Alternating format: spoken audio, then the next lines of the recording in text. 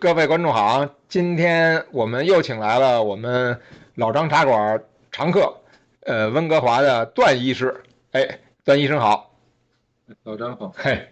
咱们上回聊到就是说，希望段医师给大家推荐一些这个，按照咱们上回就是说，肯定就不求有功，先求无过，然后也能强身健体的一些方法。然后段医师，您这块是应该是现在应该回去以后想了几个跟我们分享的是吧？我就你提出这个要求，我就准备把我这个日常就是给患者教的一些方法，比如一些可以治病的一些强身健体的，还有我自己平常练的一些东西，嗯。就拿出来。然后有一些原则就是讲一讲的，大家可以用到自己现在已经有的体系当中，也会有提高。那太好了，太好了，这个我们跟着学习一下。那我就开始讲了。可以，可以，可以。就是你上次咱们讲这个走火入魔嘛，就是说你练气功，其实气功这个说法，包括就是现在这个武术这个说法，这两个词，其实我觉得算是一种语言污染。嗯。那就是让很多人就是往这个气上呀，或者往地基上面就是想太多。嗯。所以他又发现这个现实当中可能跟他想象的有差距，或者跟他在影视作品啊，在小说当中的这个差距比较大。所以他就会造成很多误解，就觉得你这个东西是不是真的，是不是骗人的？嗯。但是实际上我觉得有一些传统的说法，因为气功这个词和武术这个词其实并不是用的历史很长，都是近现代才开始用的。我觉得可能用传统一点的说法，可能大家更容易理解，还不容易出现偏差。就对。传统上其实，气功的话，大多数是叫做导引，就是导气嘛，然后，引导它这种经脉的运转啊，引导你身体的运转，让你这个身体状态更好，或者说至少让身体可以达到一个相对平衡的状态。武术呢，其实以前不太提武术，以前叫做功夫的多一点，包括早期的这个香港电影，它也是叫功夫的多一些。功夫我们就是汉语就很简单的理解嘛，就功夫它除了我们现在常说这种武术，它还有一个意思就是时间的意思，多少功夫就是一个时间的意思。那所以这两个加起来呢，我个人理解啊，包括我学习的这个，就是说一些这个传统的中国的这个健身的理念或者它养生的理念，它其实就是让我们更好的认知自己的身体，认知自己的身体状态，然后通过一些简单的动作，不断的重复，不断的去花费时间去练习，重复这种简单的动作，让你的身体达到一个你预先设想的这种重复动作可以达到的一个目标。你用这种概念去讲，其实现在很多的这种体育也好，健身也好，它其实都是同样的理念。首先是了解自己，对吧？就跟那个什么 Delphi 神庙那个，或者说 Matrix 什么，先 know yourself 啊，然后再去像您说的，就是反复的做一些可验证、可重复出现的东西，对吧？对。哦。就是你先要明白自己身体的状况，你的状况是什么样的，我的生活方式是什么样的。我是一个整天坐在办公桌前面面对电脑去工作几个小时久坐的人啊，还是我是一个长途车司机，我天天要坐这个车里面开车呀，还是我是一个这种体力劳动的工人呀，还是说我是一个家庭主妇啊，这个肯定他生活状态，他的身体状态都是不一样的。这个就不能说是每个人都用同样的一个锻炼的方式就能解决问题，或者说能让身体状态变好，或者让一些问题得到解决。肯定是先要明白自己身体的状况。其次你要定一个目标，就是说我想要变成什么样。对对。而且这个目标是现实可行的，而不是说虚无缥缈的，就我要成仙呀，我要成佛呀，或者说我要这个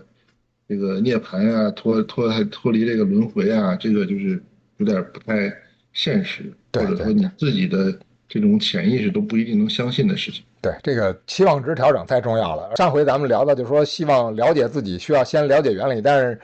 您是学医的，没什么问题。但是像我们这种不是医科专业的，当然您给我推荐了几本书啊，就是您给我推荐什么实用气功学啊、中医气功学啊，然后包括什么道家气功、佛教气功。其实这4本书我现在只看了一本就只看了大半本，一本还没看完呢。这个先要明白原理还是挺难的，所以我估计可能很多人还是得先动起来，就想先像您似的先做到明白原理再去练，我觉得对绝大多数人来说可能是非常困难的一件事儿。呃，这就是明白原理，你不一定明白，就是说整个人体的这个原理，那个是专门的专家或者说这个专业人士去研究的范畴了。普通人的话，其实你就了解一些基本原则就可以。就比如今天我会讲一个小练型的一个基本原则，叫手平展，脚平行，就是很简单6个字。我们把这6个字手平展，展开的展是吧？展开的展。脚平行 ，OK。你把这个小的原则应用到你日常生活当中，运用到你的锻炼当中，运用到你一些功法的习练上面，都会有提高。因为我自己在这6个字当中也是受益很多的。您说这个叫什么小练型？传统的导引它就分小练型和大练型。是练型是哪2个字啊？练就是那个火字旁那个练，修炼的练是吧？对，修炼的练，锻炼的练。形是锻造打练的那个练。形是什么形？形就是形体的形。形体的形哦，练形哦，修炼形体这个传统就是中医也好，这个道家也好，它就是把人体分为形气神嘛。然后小练型就是指局部的一些肢体的运转、应用、锻炼的方法，一些小的功法。就比如我这是练手的，这是练肩的，这是练腿的、练胯的。然后他打这个动作的小练型的这个功法，一般都是传统的练法，就是可能会根据你的这个老师可能会根据你的身体状况，他会专门设计一套动作，就是针对你个人的情况，然后你这个动作去反复的重复去练，不一定练很多，但是你重复去练，坚持练，练到一定的量，通常是3个月左右，你达到他这个动作这个小练型的功法设计的这个目的之后，就是你身体状态相应的部位已经通畅了，基本上你一辈子都不需要练这个，就是医德永得嘛，就不太需要这个，你就再练下一步的，然后或者再重新在这个基础上再去升级就可以了。就是说小练型是实际上等于像您说的是一块一块练是吧？对，那我能像说健身，现在健身当中，比如我要练肱二头肌，我要练肱三头肌，我要练股四头肌，我要练臀大肌，就是它会有一些动作。传统的这个小练型呢，它一般不是这种孤立肌肉，它是会有一些部分的经络，或者说是一些肌肉组群，或者它对某些单项能力这种训练。OK，那他就是要是小练型练完了以后，以后他是就不用再练这一套的东西了，是吗？他就是等于养成习惯了呢，还是怎么着？实际上现在就是讲叫运动神经元嘛，就是你这个大脑动作控制、你的神经控制，它已经形成一个固定的最优化的一个运动模式了。就是比如我们拳击，你练直拳、练摆拳、练勾拳，你达到一个动作定型之后，通过多少次的这个重复，你这个出拳就是这个固定的模式，然后你在这个基础上调整你的身法，调整你的步伐，就形成这种组合拳。那这个最好了，我觉得是最好是这个事儿是干完了以后，然后他就养成习惯是最重要的，就是别到时候这件事儿得翻来覆去的干，不停的干才能保持效果，这个就比较麻烦。是这个就小练型，就是其实不需要练太多，就往往就是你练一段时间之后，你的这方面的专项的能力达到一定水平之后，你会发现你再怎么继续练，你说我练再多加1倍的时间，或者加1倍的量，或者我加负重，你会发现这个能力并不会提高。它是需要你再换一种模式去学习的，就是说这个模式已经是固定下来，在你的身体里，在你的心里，在你的这种经络系统里面，它已经是固定下来，就没有再练的必要了。你就这个能力已经够了，已经到头了。然后你再练的话，就是要练其他的部位。对，他就等于他也满足这个边际成本递减是吧？就是我再练可能提高有限，但是我这个花的精力就太多了，没必要了，干脆练下一块去。是 OK。然后这个练到一个程度之后，你就换下一个了。然后几个部位、几个关键的核心的部位的这个或者经络的这个小练型，练到一定程度之后，就是可以练这种大练型。大练型一般就是全身的这种动作，它就更复合一些。嗯比如我们知道这个八段锦、易筋经，还有太极拳这种就是全身的这种运动，它就属于是大练型。所以嗯，练这些之前，实际上是要先练这种小练型，或者传统的这个武术里面它叫做单操，就单独一节操那2个字是吗？对，单独操练的意思，哦，就是单独操练这个部位我，OK。反复的一个动作，单独操练。嗯嗯就拿太极拳来举例的，就比如我练单边，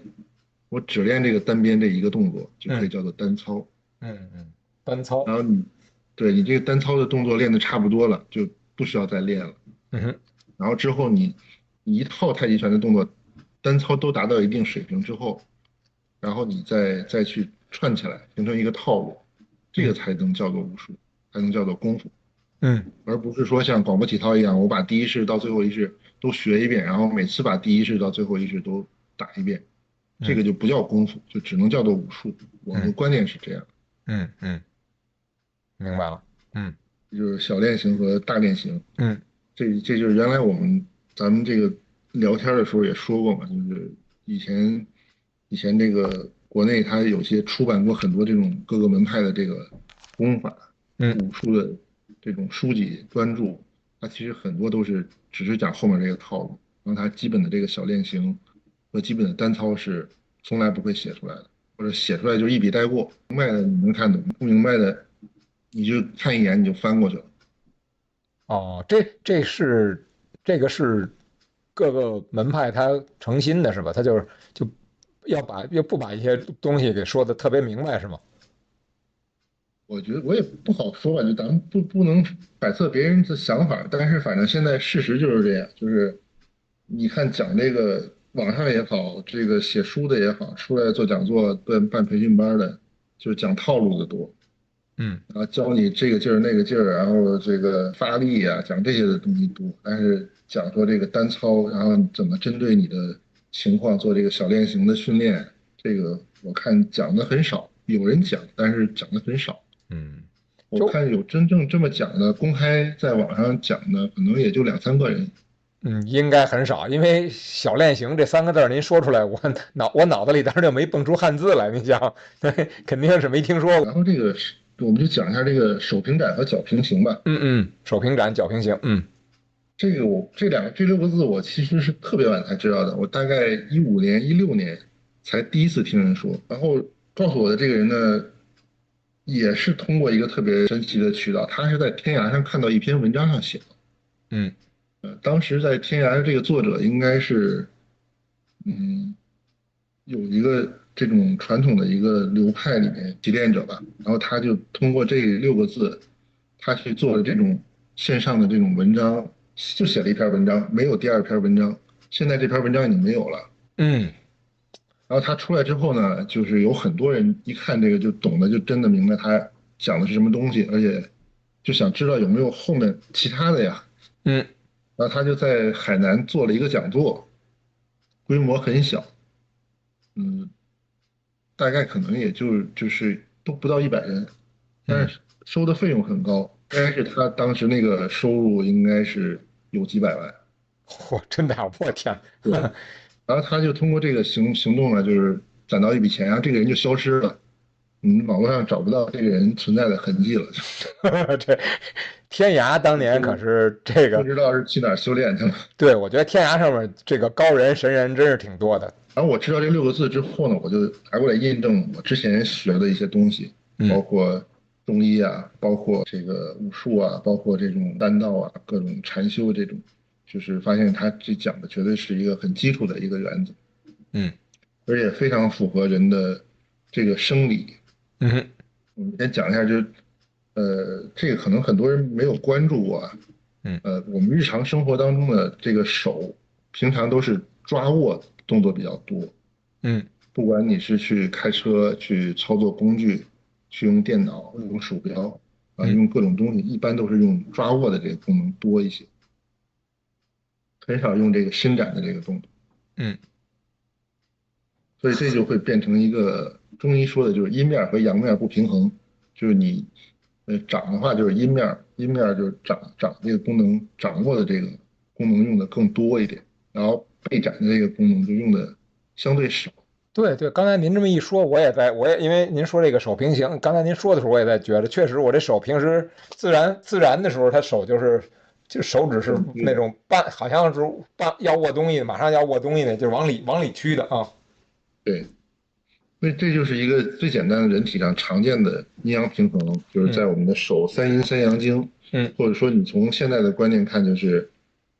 手掌手臂的一个屈肌和伸肌的一个不平衡。嗯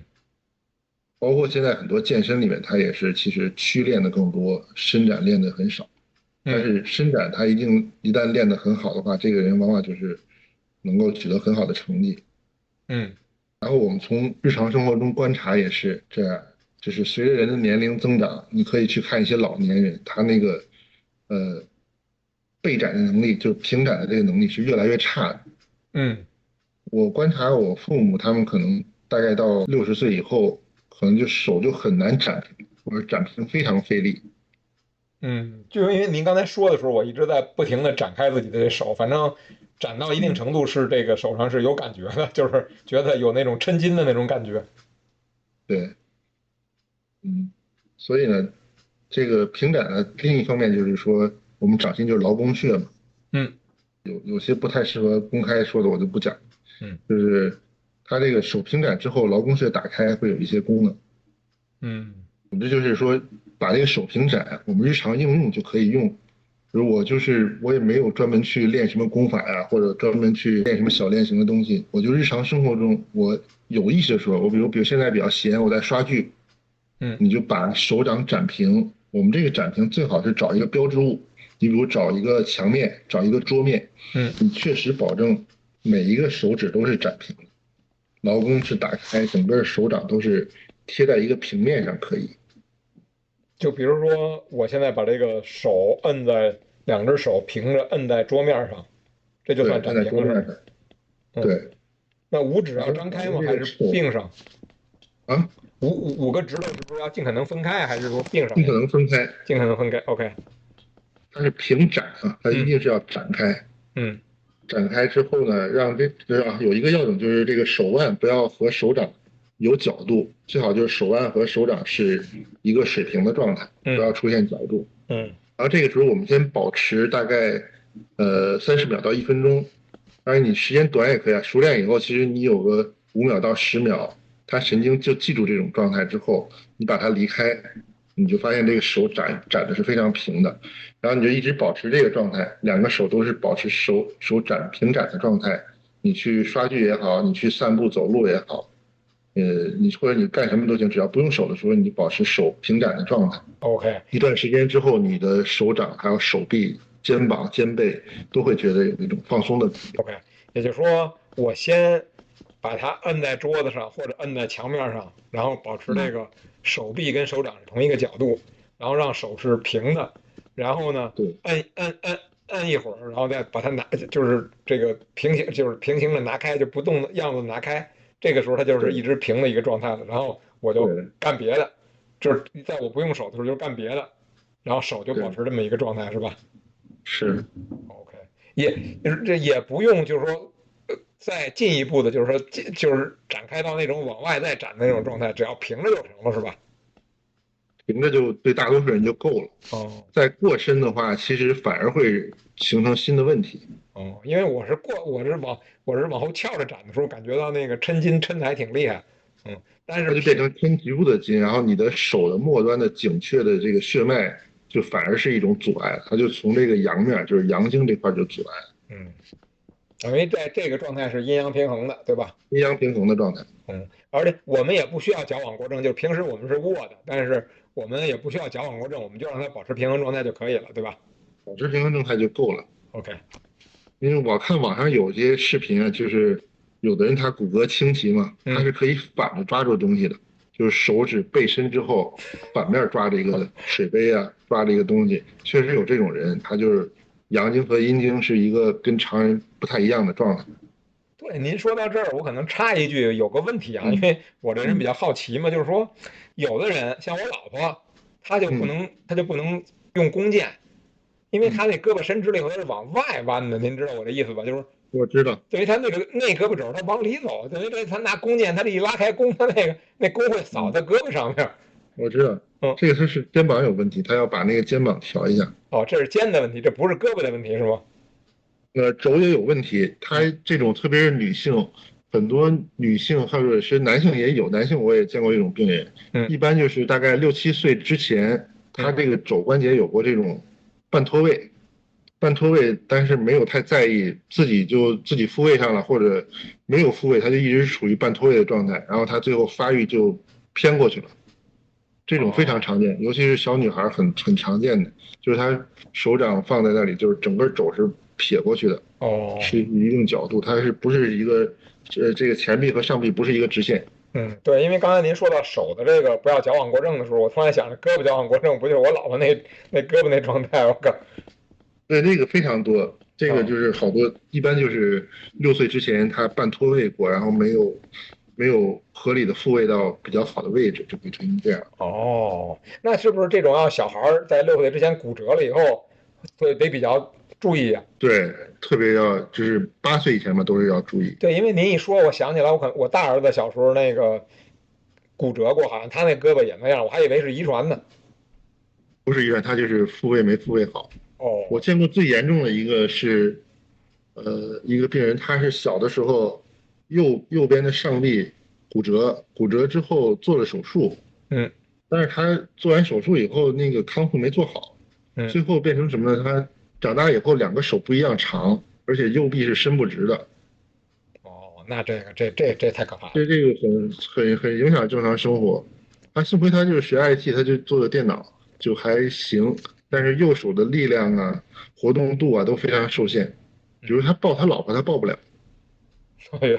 右手两个手够不着，就是这样抱过去，他两个手够不着的。哦，那个手是偏过去的嘛，然后而且就是上臂短一截的。就是这么着推论下来，手平展这都是对一般人，对吧？要是手真的，比如打篮球手指头戳过什么的，可能这个动作标准动作他都不见得做得出来了。做不出来就是尽量自己能做的最大限度，这个也是有帮助的。嗯，就是但是不用矫枉过正，只要你做到尽量做不出来，你做到尽量接近平展就可以。但是就是如果你能做到，也不用。用手掌这个展开的感觉就可以。嗯，明白。我现在跟您说话的时候，我这手也在平展呢。对，你可以试试，就一只手平展，另一手不平展，然后过个十几分钟以后，你两个对比一下看看，嗯嗯，不一样。行，我试试。然后这个我们就用到一个这个神经生理学的一个现象，嗯其实为什么要找个标志物呢？其实没有标志物，我就是用力伸展也能伸展的，其实也能展开。很多传统的功法就不会有这一步，也有的，但是他不知道为什么是这样。嗯那他是用了一个很简单的一个神经生理的现象，嗯就是你现在就可以做一下，比如我就是手现在完全五指张开打开，嗯打到最大程度，嗯现在你可以看到这个大拇指这个打开这个角度，对吧？嗯你会不会觉得这现在已经是最大的角度了？嗯，比较费劲了。对，这就是你主动收缩的话，只能到这种程度，但是加一个被动的力，就是你用另一只手推一下这个大拇指，嗯大多数人还能再多展开5到10度。嗯嗯，对。然后你保持这个推力，保持5秒左右，哦，1、2、3、4、5，然后你再松开，你会发现你这个手不需要一个外力，它自己就能展开到那个角度。对对对，是这样。就是说，我们身体的关节，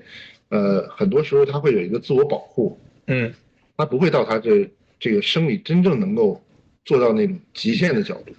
嗯所以我们通过这种外力，通过这个标杆，它是可以打开它这个自我保护的，可以让它达到一个相对达到这个极限。那不是真正的极限啊，真正极限就有点危险了。嗯这个也是一个比较安全的一个极限。嗯然后在这种程度下，这种状态下，你的关节活动度是相对比较大的。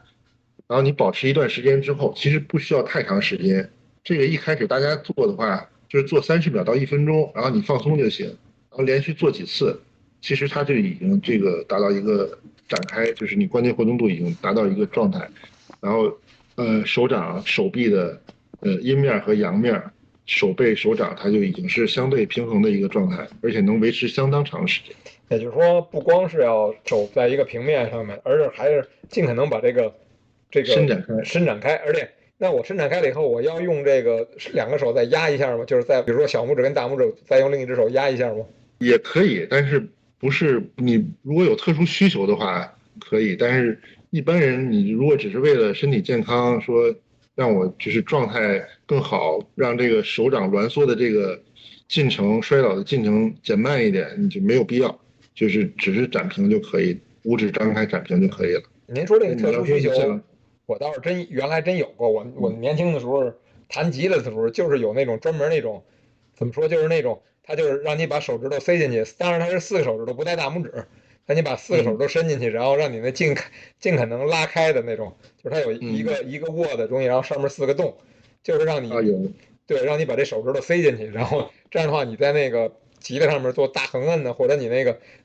这个食指跟那小拇指那指尖里，那尽可能跨度大嘛。不是，对，您一说特殊需求，我倒想起来了。这个其实练到后面就是传统的话一般就是练暗器用的。就这个背身的这个力量，尤其是爆发力，它就是这个把这个暗器弄出来。网上有一个叫能量君的一个人，嗯，他基本就是这套东西，他一个是手腕，一个就是手指的这个背展，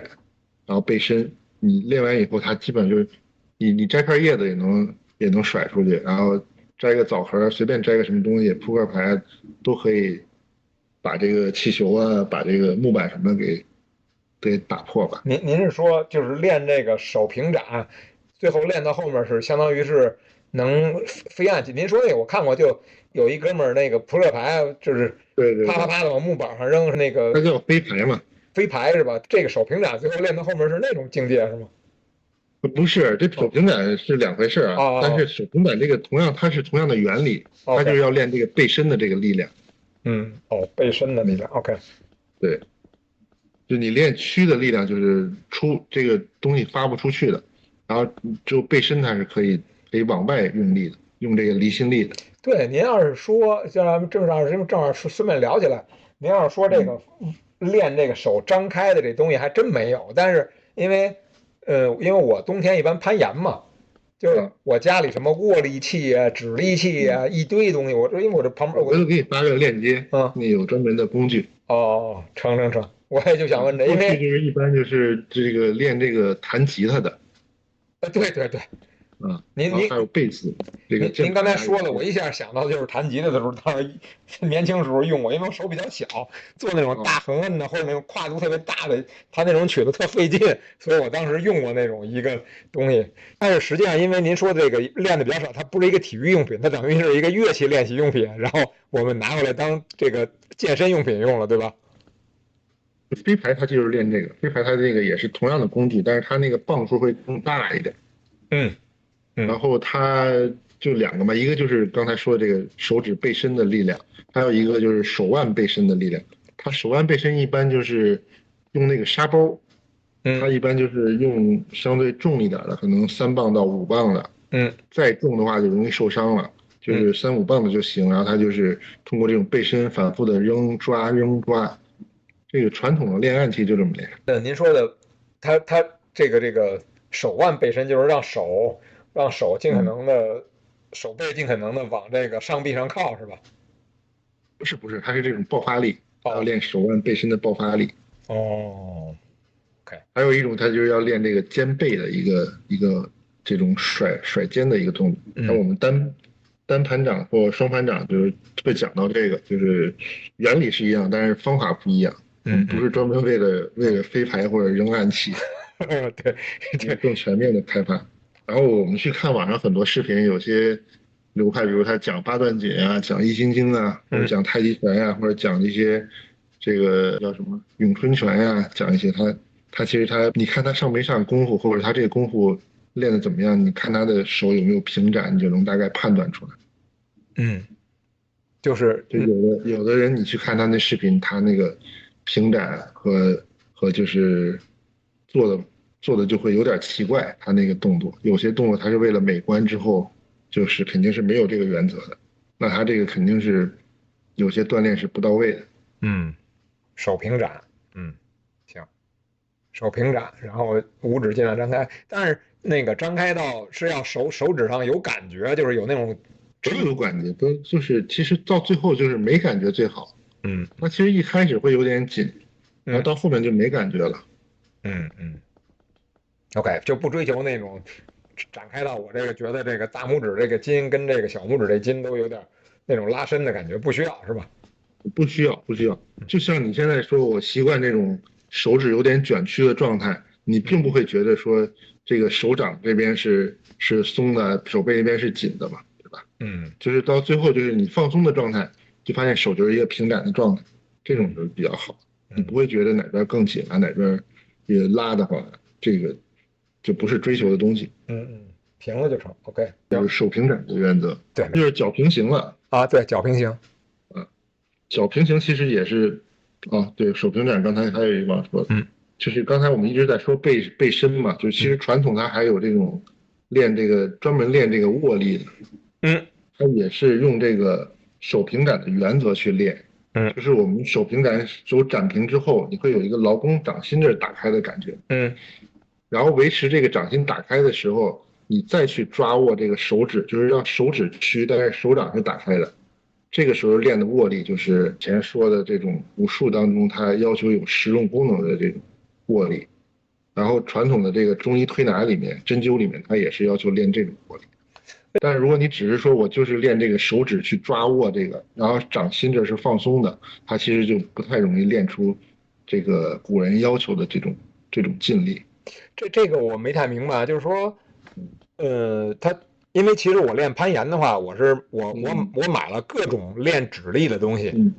就是有那种什么一个那种特别滑的铁片那样捏着走的，或者有那光球，然后圆的，或者在各种，反正因为练攀岩的时候，我家里买了各种各样的这个练握力的。但是您刚才说的这个是我就是练指力的啊。我练指力的时候是需要保持一个什么？需要保持就是整个手心是平展的，是吗？我说的再直白一点，就是我们说这个掌骨这部分，就是手掌这部分，掌骨这块的这种各个关节之间，它是伸展开，掌筋膜完全展开的状态，这等于就相当于手掌这块形成一个稳定的一个结构了，就是手掌，然后腕骨、尺桡骨这个整个结构，它是一个稳定的一个结构，对吧？然后这个时候你保持这个结构，你再去屈伸这个手指，然后这个握力就是会比你就是只动手指去练这个握力是不一样的力量，就相当于你的支点是不一样的。就是你同样是握力，同样是手指这个，比如说你去攀岩这个手指的这个力量，你手掌这里有没有展开，它这个力量的这个支点是不一样的。而攀岩你就应该能够试得出来。你比如你在桌子上试一下，我只用这个手指去弄，然后我把这个手腕这里，它已经是处于展开的这种状态之后，我再去弄，它这个力量是不一样的。成，我待会儿试一下，因为我家里就有那种，就是有那种各种形状的这个指力器，然后呢底下挂哑铃片那种，我待会儿试试这个同一只手用同一个形状的东西，然后这个手掌那个就像您说的这个手掌这个劳宫穴打开跟不打开，我看看到时候这个它力量会有什么不同，我待会儿体验一下的。那肯定抗张力是不一样的，它这个握力应该也是不一样的。所谓很多握力强的人，他其实就是他天生习惯，他就是手掌就是处于展平的状态，或者说他手掌和这个腕骨和掌骨之间的这个状态结构就比较好。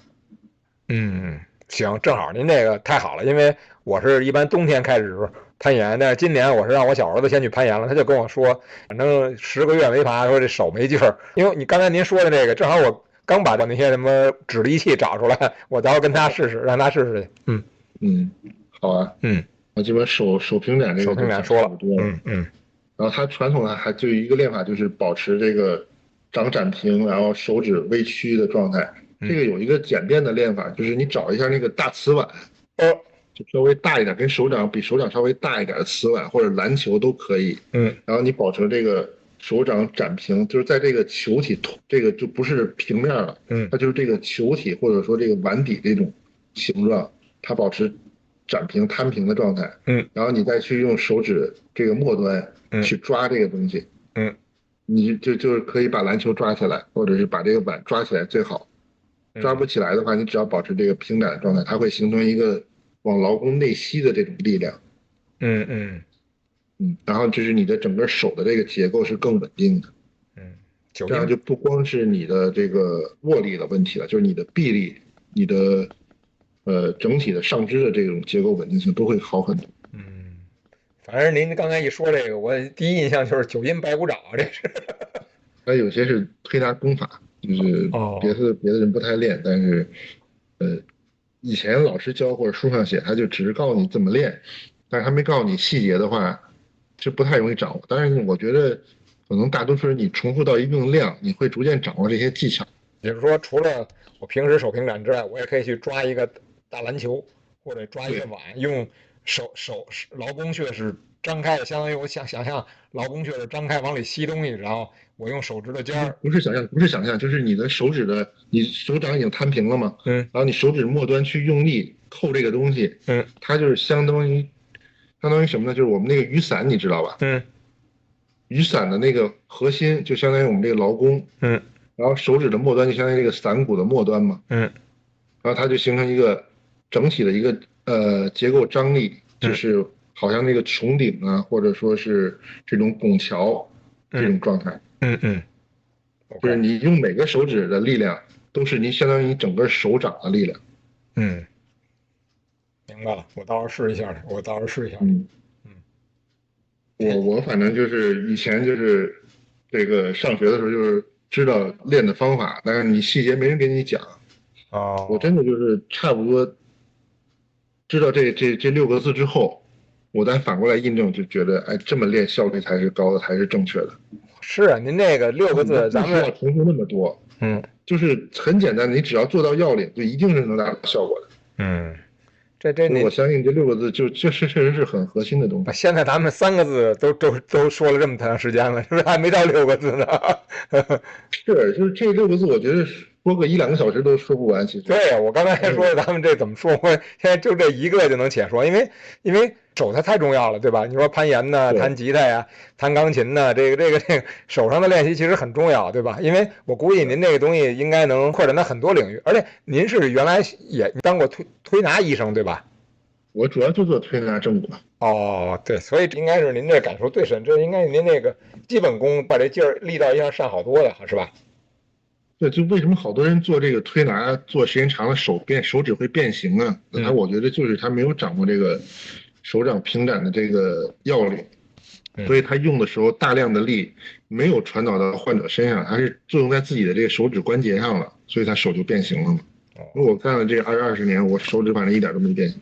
那您这是核心的不传之秘了，都等于是哇，这厉害了。我觉得也是各方面吧，就是你用的方法正确也不会。手平展，那那脚平行呢？脚平行其实就我们明白手平展的原理，脚平行就是一样的道理。嗯就是随着这个人体的衰老，然后随着你这个下肢力线的这个崩溃，它的蜕变，人是慢慢会变成这种外八字的。外八字，OK，对，大多数人啊啊，所以你看年轻人有的小姑娘她有的是这个内八字，嗯但大多数人到了一定年龄之后，他慢慢变成外八字了。然后完全平行的人非常少见，我们在一些模特上能见到，就是说不是说静态的啊，说你故意站平行了，我们在这儿立正站好，两个脚平行的，这个是可以做到的。就是你无意识的，你说我去行走坐卧，我去走个路，我去跑个步，就大多数人都是这种外八的状态，都是外八是吧？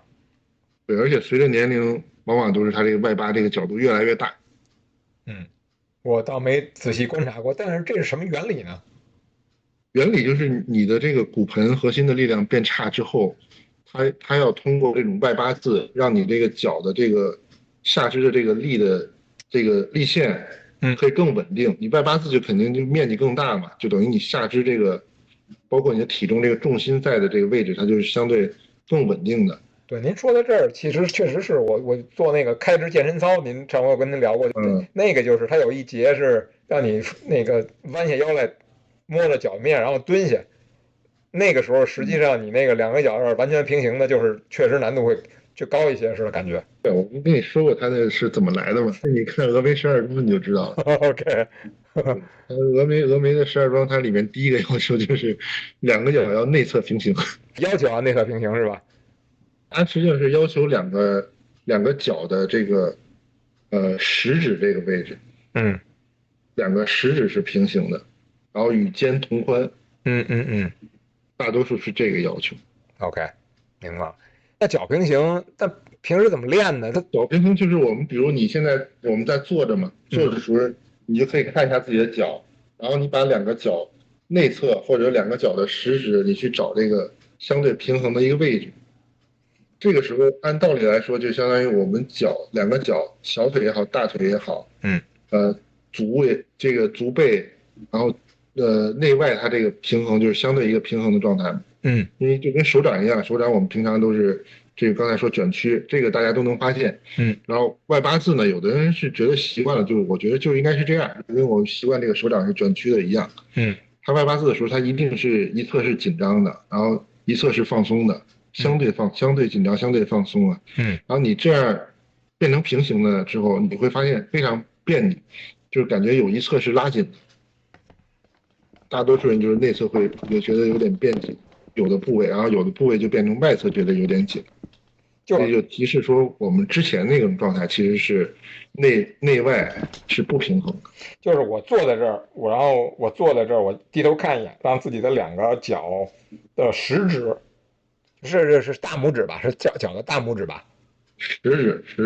食指是什么？是10个指头还是？因为我们脚大多数人脚，哎呀，昨天我刚做完培训，就是足踝这块的培训，就是大部分人的脚型大概能分成5到7种，嗯就是常见就是埃及足、罗马足、希腊足，它每个脚趾长度不一样嘛，有的人是斜坡的，有的人是平的，有的人是这个中指是最长的，每个人脚型是不太一样的。对，罗马脚、希腊脚。大拇指平就是会出现很多误解。但实际上，大多数时候我们受力的时候是这个，就是横足弓的中心这里嘛，就是我们的差不多是食指和中指之间的这个位置，所以我们保持一个大概差不多就行。就和我们说这个手平展，你不用说要背深，你只要让它大概处于一个平展的位置就可以了。我们这个脚平行也不是说绝对平行，就是让它这个中指这块或者我脚的内侧是相对平行的就可以了。所以其实我最简单的就是我看两个脚内侧的边儿，对吧？因为脚有的人拇指外翻什么的，乱七八糟，这没法说了。所以我就看。最简单就是你说的，就是我两个脚先并拢到一起，然后保持它这是一直是平行的状态，这个就可以了。然后放到两个脚与肩同宽的高度，就是先并在一起，然后拉开到与肩同宽，对吧？平行的拉开与肩同宽，不让它外翻。对。然后你坐的时候也保持这个脚的状态，走路的时候呢，就是尽量是保持两个脚尖朝前。就这得下意识带着点意识，让两个脚尖朝前了，对吧？对。OK。或者说你至少是往前迈步的时候和落地的时候是脚尖朝前的。体验一下。OK。这就是脚平行。这就是脚平行的原则。然后我们做呢，就是说，简单的就是行走坐卧嘛。就是你坐着的时候啊，站着的时候，往前走的时候，因为这个脚从现代这个医学上来说，就和我们手实际上是一样的，就是手我们也是分右利手和分左利手嘛。然后这个脚呢，一般现在大多是分作叫做重腿和轴腿。就是一个脚是负责承重的，一条腿是负责承重的，一条腿是负责转向的。所以很多人是一条腿能够站得金鸡独立，可以站得很稳，另一条腿就站得不那么稳。然后这个脚平行就是希望我们说通过这种两边对称的这种训练呢，你去走路也好，你去坐着也好，保持一个好的习惯，保持这个习惯一段时间之后，希望它两个腿重腿和轴腿能够互相代替一部分功能。你轴腿的时候，你也可以保持一个稳定性，单腿逐力的时候，就我们走，其实每走一步或者跑的时候，都是会有一瞬间，它是一个单腿承重的状态。所以它就是让它承重的能力都能得到提高，然后另一条腿的这个转向的能力，它的灵活性也能得到提高。您这么一说，这样两边就是一个左右平衡，就避免出现说我整个身体的这个平衡受到这个脚的影响，再进一步就有可能会出现说这个大脑的平衡出现影响，然后你可能会出现一些这种不平衡的造成的疾病。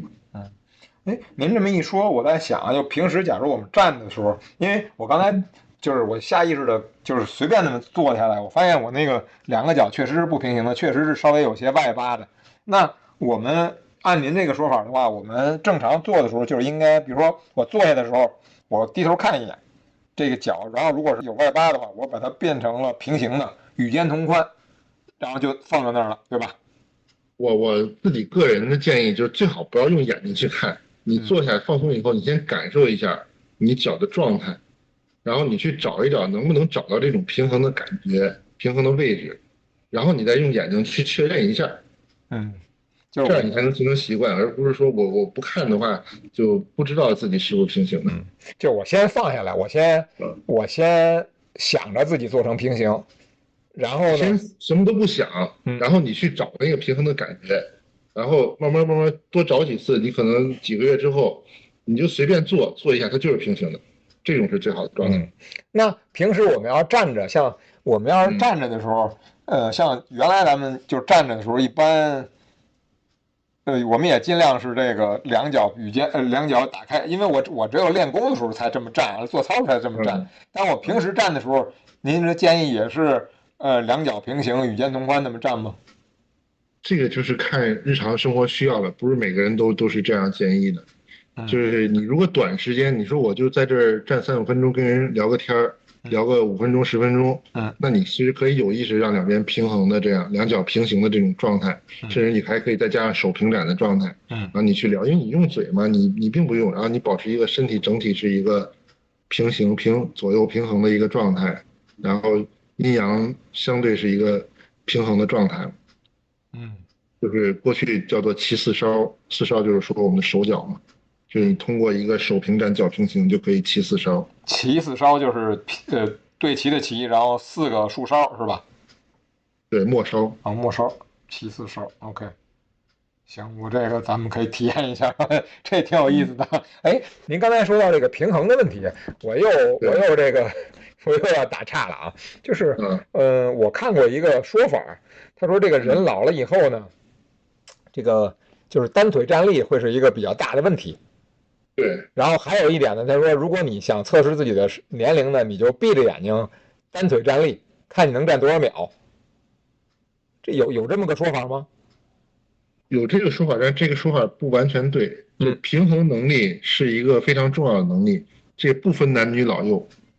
这个能力只要你不锻炼，它就会逐渐退化。然后你只要锻炼就能提高。你是很小的年龄，你说3-5岁开始练这个平衡能力，它也能提高。然后你说你已经8-9-10了，你就已经走路都开始打晃了。你去专门练一练这个平衡能力，你就走路就不会晃了，而且能够防止跌倒。对吧？我就觉得这个，因为您知道我为什么问您这个问题吗？因为原来人家说那个你老了以后单腿站的能力就很弱，你很年轻他就很弱了。这个平衡能力，有的人先天就很强，那有的人他就可以走钢丝啊。有的人他可能就很宽的路，他都走着，你去马路上能看到。有的人他走不了直线的，他往前走，他一边往前走一边就偏过去了。对，因为原来我也认为这个平衡能力是这样。后来您知道我为什么问您这问题？就是我在加拿大以后，因为我参加一个那种划艇俱乐部，然后我们俱乐部有一个老太太，可能得84、85了吧，然后每天还在湖上练习，就是要去比赛，就每年还参加比赛。我就觉得这老太太特励志，你知道吧？叫 Nancy 还是叫什么？然后有一天给我惊着了，就是那个他那种小艇回到码头的时候。他得那个上岸嘛，就是你得他那种相当于很窄的那种艇得上岸嘛。然后我发现像我站上去我都比较谨慎嘛，就是比如我可能是这个屁股先坐岸上，然后上去。我看那老太太就站上来了，就她直接从船里站起来，然后一条腿就站在岸上，一条腿就上来了，给我吓坏了。我说这老太太太厉害了，我说这肯定不是这个岁数到了一定程度的平衡能力就这样，一定是可以后天练的。就他是可以后天练的。就一会儿我们就讲这个足底筋膜滚轴，还有平衡板，就是这个很好的训练工具。昨天我不是讲这个足踝这个课嘛，就是给他们几个学员就做示范。那个也就是真的有两个学员，他就是一只脚站不稳的，一只脚起来就随时要倒。然嗯后我说你拿这个足底筋膜滚轴，你不用滚多，一边滚5分钟。他嗯没耐性嘛，他着急听课。嗯他休息的时候，一只脚我觉得2分钟都不到，嗯然后就换另一只脚，嗯，两边都做完以后，脚马上就能站稳很多了。就是哦，提高就是这么快，它不需要说很复杂的训练。然后你如果能把这个脚平行这个原则能做好的话，嗯其实你每一步行走都是在锻炼这个平衡能力，时嗯间长了都会提高的。嗯，对，你原来就给我推荐过这个足底筋膜滚轴这个，因为我当年练气功的时候，也不是练气功，我那个练打坐的时候，我为了让自己那个脚部的那个经络打开的更快，我就特意买了那种什么鞋垫儿，那种什么叫什么按摩鞋垫儿，磁球的，然后我就在家里平时在家里走步机上走，一开始可疼了，然后走着走着就不疼了，然后再打坐，很快脚部的气脉就通了。我当时觉得这东西挺管用的。但是你说的那个东西和我说的这个东西不是一个原理。哦，还不是一个原理是吗？对，你那个就是一个单纯刺激足底筋膜，嗯然后它就只有局部的作用。嗯当然你局部刺激的量够大，它也会影响全身。嗯但是我说的这个呢，就是它通过一定原理，它训练的是平衡能力，训练的是大脑，嗯它是训练这种全身的平衡能力，不是说针对脚的。嗯，所以说，刚才我们说的小练型是手平展、脚平行，然后这个足底筋膜滚轴这是另一个事儿了，跟脚平行不是一件事儿了，是吧？对，就是我们一会儿会讲怎么用到这个手平行、脚平展的一些功法，这个嗯小练型的功法。然后你去用这个东西的时候，或者练这个功法的时候，你用上手平展、脚平行，它这个效率就会提高的很快。就嗯你不用说攒很多的功夫，花很大的时间精力去练，它也有效果。嗯然后你愿意花足够的时间、足够的功夫去练的话，它效果肯定会更好。嗯，行行，那咱们手平展、脚平行这块儿，咱们还有什么要引应申的吗？该就是说，就是人体实际上本身是不平衡的，嗯就这个宇宙都不是平衡的，然后嗯人体其实也是不平衡的。嗯然后刚才也说了，这个两个脚其实是分重腿和轴腿，嗯就是跟那个笑话讲的一样，就因为你这个进公司的时候先迈左脚，所以给开除了。嗯这个不是笑话，就是真的是你习惯先迈哪条腿，是你的重腿和轴腿决定的。哎你习惯承重一边承重的话，你就一直是这边承重，你一定会先迈轴腿。哎，对，这个您说这个事儿我观察过啊，因为我就发现我每回上楼梯的时候，第一个台阶儿我一般都是先用右脚迈上去。对啊，那这个是我的重腿跟轴腿，我这个右脚是重腿还是轴腿你？习惯先用一条腿承重嘛，然后不用承重那条腿就能解放出来，它就可以迈步了。我观察过，我每回上楼梯的时候，99%可能都是先这个右脚上去迈第一步，那也就是说我的重腿是左腿了，是吧？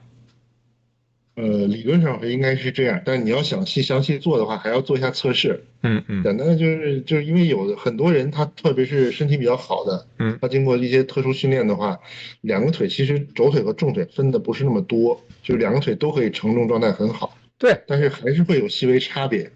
我刚才就在想这个问题，就是说，如果要是您说有重腿跟轴腿的区别，而且我又知道我每回上楼梯的时候都在先迈右腿的话，那我应该刻意的想得起来的时候，我就先迈左腿啊。那看你那个台阶是单数和奇数了。你要光是踏板，你每次专门光练这一条腿，它是能提高。你那台阶如果是单数、奇数，你是复数的，就不一定说对这个哪条腿有帮助嘛。再考虑到单数基数太复杂了，反正我要是想练，我以后就是我想得起来，我就先迈左腿，管它单数基数呢，反正我至少这边先迈了一下，对吧？对，因为这个东西会变的。嗯就比如你的这个重腿扭伤了、骨折了，你有3个月你这边不能承重了，那你可能你就变成左腿变成重腿了。哦，然后就变不回来了，是吗？等于他一把就变过去，然后就习惯了，就在另一可能就变不回来了，它这是一个左右代偿的问题。这个就是所以人体是比较复杂的。明白了。所以我们练就是要这个脚平行嘛，就是希望他两条腿都能既当重腿又当轴腿。对，您说完了，我知道这原理了。就是你去练一些这个太极拳啊，或者跑步啊，或者练这个一些其他体育运动，你就知道你要尽量让两边平行嘛。你就两边都要让他有机会去参与，而不是说偏一边。我这边大多数很多的这种运动损伤就是他就喜欢打羽毛球，就喜欢打网球，就喜欢打高尔夫，他这种都是单向旋转的，他一定是一个方向用的多，而且老是朝一边旋转。他随着他慢慢运动积累，他一定出现的问题都是一样的。对，我又插题外话了，就是我这儿这个加拿大这儿，我这认识好多朋友，他们打网球嘛，我也跟他们打过，但是打了就是网球肘嘛，对吧？就是打到一定程度，这网球肘就很难受了，就是最后就疼的要命，还得贴膏啊什么的，而且不敢发力嘛。我发现就这种没有练过的、没有正经培训过的，大部分人都有这网球肘。但是我看人家那个专业的，人家那发力那么强，我看也没有什么得网球肘的，是不是就是因为动作不标准？像这种没有施对，一个是动作不标准问题，一个就是说他身体结构的问题。就是职业运动员，他从训练开始，其实就是一层层淘汰。他身体结构很适合这项运动，他就能走到专业这个级别。所以他的身体结构就是适合这种运动模式，他就不容易受伤。受伤了也很快会好。也就是说，其实等于是也把一些身体结构不适合的淘汰了。对。对，因为我后来给儿子请网球教练，我就特别跟教练说，我说千万让孩子一开始动作得做对了，说要不然别打出个网球肘来。实际上到一定量一定会出现的，这个原理就是说，它重复的动作嘛，它是一个单向旋转的。网球肘实际上就是因为你那个前臂内旋太多，所以它这个肘关节这里就是关节有一个方向就越来越紧了，最后那个关节间隙越来越窄之后，就简单说就是我们都知道拧螺丝吧，全世界所有螺丝都是你往一个方向是拧就是紧的，往另一个方向就是松的，你手臂也是一样，不光是打球，就是比如干农场活，或者说你做一些日常的这种家务工作，大多数都是内旋的动作，老是内旋没有外旋，它就是一个内旋外旋的一个不平衡了嘛，然后它一定是就是往左走，就是说这个肱骨外上髁这个地方，它这关节间隙就变得越来越窄，然后它压迫神经、压迫血管、压迫这个肌腱，它就会出现这种我们说的网球肘的症状。就是实际上也就是说，打多了以后难以避免了。避免的方法就是你要打一些反手的球啊，你要有这种外旋的动作呀。还有一会儿我们会讲说怎么用锤子，你要做这个内旋外旋平衡的这种训练。这有道理。那这么说的话，还有的人就是他这个手臂就是发育就是这样的，他这边就是结构就是比其他人结构更适合内旋。我在这治过这边的一个农场主西人，他那个手臂就是整个是内旋，你看着就是这个掌侧和背侧都是拧过来的，他天生就是这样。然后力量就特别大。力量特别大是吧？对，反过来呢，他就是其他方向就一点力量没有。他去干农场活，搬个重东西，他就觉得很轻松。就是你内旋的这些动作，他就很轻松；外旋的动作他就做不了，做不到位。他外旋他说自己梳个头，梳不到后面。所以您说的这个没有标准人体解剖图册是吧？每个人都是不标准的。儿子去学网球也好，去学专业运动，一开始就是先做这种标准动作。标准动作定型之后，如果这个教练水平够好的话，他会根据你儿子的身体结构去做一些微调，让这个动作就是形成他的习惯，形成更符合他身体结构的这个动作习惯。这就是所谓的个人风格。OK。如果你硬要往这个标准去做的话，你一定到不了顶级运动员。就是梅兰芳说的这个嘛，就是学我者生，向我者死。明白。看来这些东西到头还都挺通的。到顶级的时候，其实很多东西应该说是天生的，其实也就是说，所谓的天生，也就是他的这个后天习惯跟他先天的这个条件是不是匹配了？是，真是这样。咱们说哪儿了？被我打岔给打没了。说到足底筋膜滚轴是吧？还在脚平行上呢。其实就是日常场景的这个应用啊，原理就为什么要这么练。然后你知道这原理之后，你去跑步也好，你去跳绳也好，你去打网球、打高尔夫球，你就知道你应该注意哪些要领啊，不会说这一下把自己非打伤不可嘛。对对，哎呦，因为这个在加拿大，好多中国人他们就是也不愿意在这个运动上花钱，然后那个每个小区都有大量的网球场嘛，所以那网球场里面你看全是中国这个40多岁的这种，就是很多都是程序员啊，是吧？没事就在很里面。多都很疯狂的。对呀、我这个靠，家门口这个网球场，有一个朋友，她老公嗯每天下班4点多钟去，带着饭，啊。一直干到晚上凌晨2点，那灯关了才回哎，家。对，我说这他妈怎么这再怎么着也得得病啊！我说你们不能玩点别的吗？后来我想了想，可能就是因为这个省钱。我靠，因为省钱，因为它有社交嘛，啊，对对对同样的人群都聚到一起了。对对，OK，咱们还是回来说小平行，又被我打岔了。嗯没事没事。嗯那咱们就讲完这个，基本这个原则就6个字，其实可以用到生活当中方方面面，你也不是非得练功才用到。嗯就我们日常生活好多场景，就是我不用脚的时候，我站在这时候，我看我是不是脚平行的，啊，嗯我坐着的时候我是不是脚平行的，还是外八字的，我嗯的手有没有平展，或者我能不能有这个机会让它平展个几分钟，嗯放松一下这个手掌，就是嗯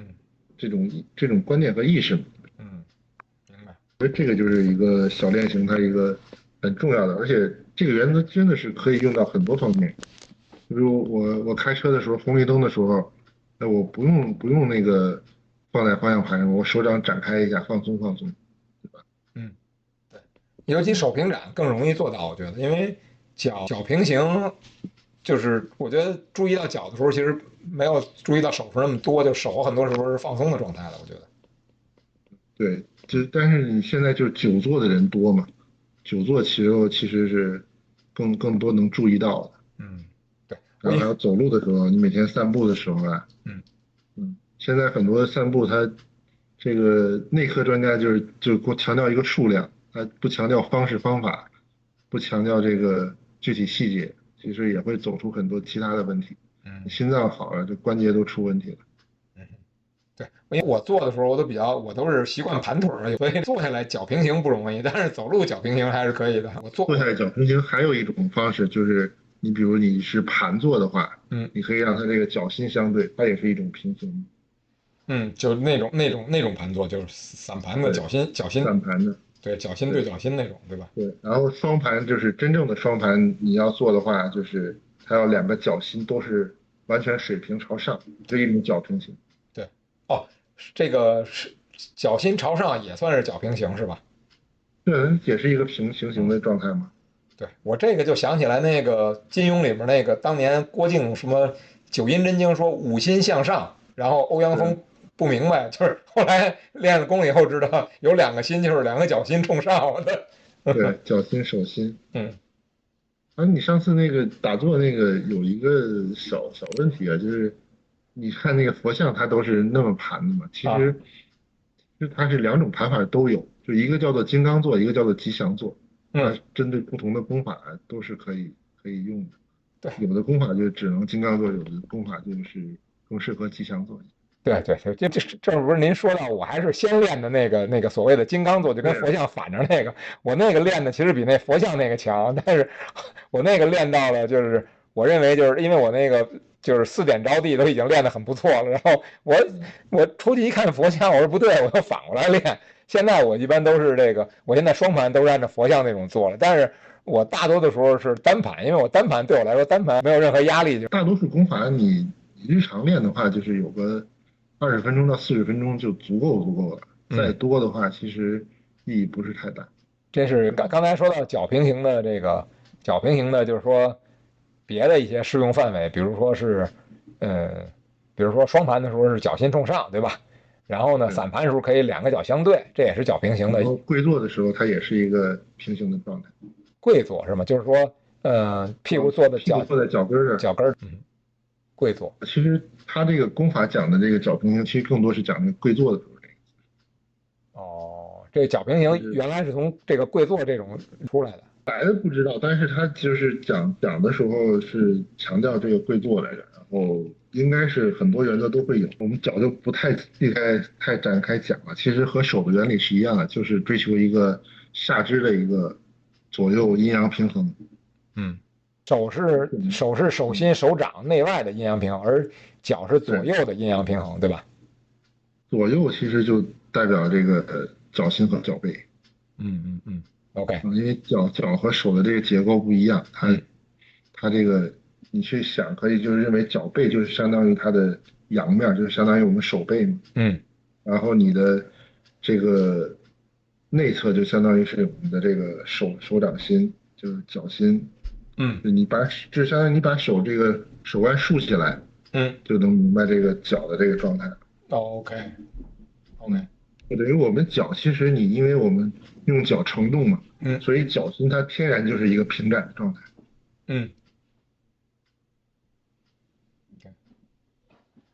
明白了。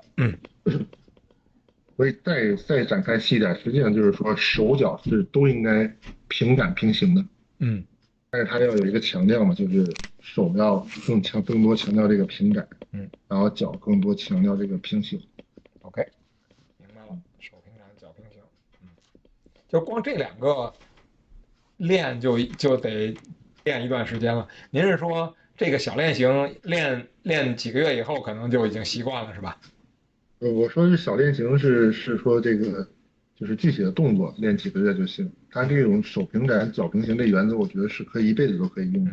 就是你可以去纠正自己的日常行为啊，纠正一些功法的锻炼啊，包括大练型的时候，其实也是要做到这些基本原则的。OK，然后具体的话，其实你如果这个形成习惯，有的人快的可能十几天他就形成一个习惯了。我一开始就是说每天找个半个小时跑步机上走一走，或者到外面去散步的时候，就尽量就是两个脚尖朝前，然后手是保持平展的状态，有个20分钟半个小时这样，然后状态就觉得挺好的，我觉得对。OK，明白了。我这个下回出去走路什么，我就按照这个来试一下。咱们手平展脚平行这块儿，这个第一个小点讲完了，对吧？对，那我们就基本原理讲完了，后面我们就加快速度，就不讲那么细了。对，这发现了，这一个小点，我估计要展开来讲，咱还能讲好久呢，对吧？是，对，包括脚平行好多这个功法都是会用到的。我就介绍几个小的工具吧。就是一个这个重点推荐就是这个足底筋膜滚轴。